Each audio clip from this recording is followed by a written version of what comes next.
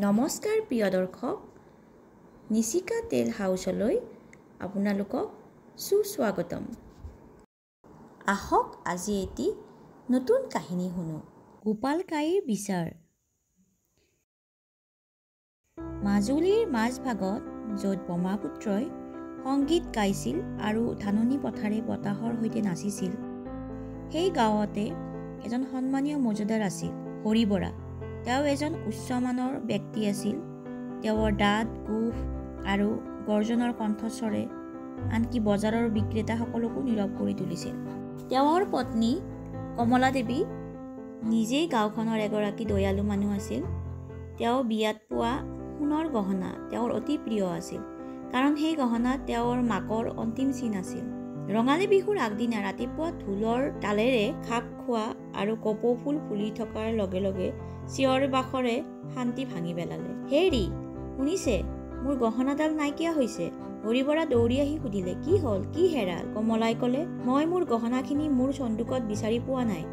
মোৰ গহনা চুৰ হৈছে। সেৱাসকল দৌৰি আহিল। শান্ত আৰু পৰ্যবেক্ষণকাৰী ৰামুৱে উদ্বিগ্ন হৈ চাই থাকিল। সি অন্য এখন গাঁৱৰ পৰা আহি নতুনকৈ কামত সোমাইছিলে। যদিও কঠোৰ পৰিশ্ৰমী আৰু মৃদুভাষী আছিল, তথাপিও তেওঁৰ নীৰৱতা এতিয়া সন্দেহজনক অনুভৱ হৈছিল। ফুসফুসনি আৰম্ভ হৈ গৈছিল। তেওঁ কেতিয়া বেছি কথা নকয়, সম্ভৱতঃ পৰিষ্কাৰ কৰোঁতে কিজানি আঁতৰাই পেলাইছিল। আনকি দীৰ্ঘদিনীয়া প্ৰধান সেৱক ভোলাই অইনে শুনাকে ক'লে, তেওঁ কালি বাইদেউ উঠাৰ ওচৰত আছিল। হৰি বৰাই তেওঁৰ লাঠিডাল মজিয়াত খুন্দা মাৰিলে আৰু ক'লে, চোৰটো নোপোৱালৈকে কোনেও যাতে এই ঠাই এৰি নাযায়। সূৰ্য ডুব গৈছিল, গহনা নাই। ৰামু নীৰৱে থিয় হৈ থাকিল। ঠিক তেতিয়াই গোপাল কাই প্ৰৱেশ কৰিলে। অৱসৰপ্ৰাপ্ত শিক্ষক, পিছলি যোৱা চশমাৰ আঁৰত দয়ালু চকু আৰু এডাল খোজকঢ়া লাঠি, যি গাঁৱৰ মুৰব্বীতকৈও অধিক বিবাদ সমাধান কৰিছিল। তেওঁ সকলো শুনিছিল। তাৰ পিছত হৰি বৰাৰ হাতত ধৰি ক'লে, মোক এটি মাটিৰ পাত্ৰ, অলপ ছাই আৰু ৰঙা কাপোৰ দিয়া। ইয়াৰ পিছত গোপালে প্ৰতিজন সেৱকৰ হাতত ৰঙা কাপোৰ এখন বান্ধি দিলে।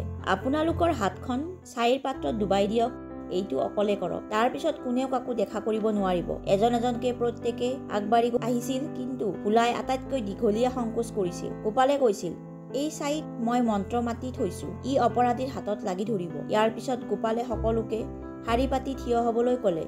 এতিয়া তেওঁ এজন এজনকৈ সকলোৰে হাত পৰীক্ষা কৰিলে। সকলোৰে দাগযুক্ত আছিল, ভোলাৰ বাহিৰে। গোপালে কৈছিল, ভোলাই প্ৰকৃত দোষী, তেওঁৱে গহনা চুৰ কৰিছে। ভোলাই ভয়তে কঁপি কঁপি ক'লে, মোক ক্ষমা কৰক, মোৰ ছোৱালীৰ বিয়া, মই কেৱল এইটো বন্ধক দিছিলোঁ। বিহুৰ পিছত ইয়াক ঘূৰাই দিয়াৰ পৰিকল্পনা কৰিছিলোঁ। মোক ক্ষমা কৰি দিয়ক। ভোলাৰ কোঠাটোত এখন ফুফুলা কিতাপৰ ভিতৰত লুকুৱাই থোৱা গহনাখিনি পোৱা গৈছিল। গোপালে কৈছিল, তেওঁ উৎসৱৰ আগতেই এইটো চুৰ কৰিছিল আৰু ৰামুক দোষাৰোপ কৰিছিল, যাতে কোনেও তেওঁক সন্দেহ কৰিব নোৱাৰে। হৰি বৰা নীৰৱ হৈ আছিল। তাৰ পিছত তেওঁ ৰামুৰ ফালে খোজ দিলে আৰু কান্ধত এখন হাত ৰাখিলে। মই তোমাক অন্যায় কৰিছো। আজিৰ পৰা তুমি আমাৰ নতুন প্ৰধান সেৱক হবা।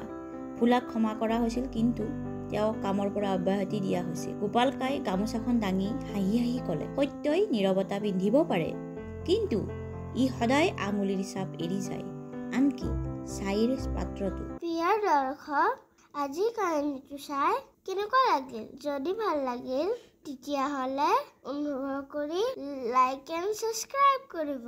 ধন্যবাদ।